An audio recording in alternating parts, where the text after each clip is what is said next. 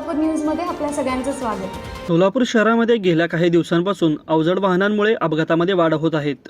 त्यामध्ये आणखी एक भर पडली असून रविवारी सकाळी 8 वाजण्याच्या सुमारास अक्कलकोट रोडवरील कमला कोऑपरेटिव्ह बँकेच्या कॉर्नरवरती पायी चालत निघालेल्या एका वृद्धाला केमिकलच्या टँकरने उडवल्याने त्याचा जागीच मृत्यू झाला।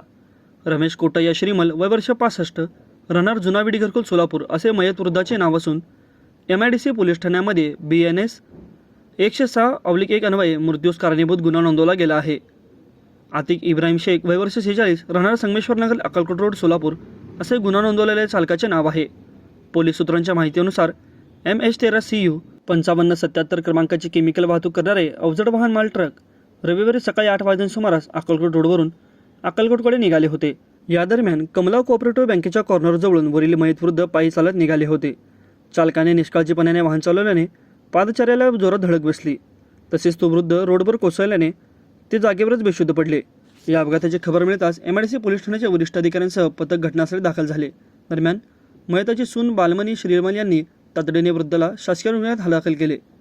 डॉक्टरांनी तपासणी करून सदर वृद्धाचा उपचारापूर्वीच मृत्यू झाल्याचे घोषित केले। माझं सोलापूर न्यूज या YouTube चॅनलला सबस्क्राईब करा आणि बेल आयकॉन प्रेस करायला विसरू नका।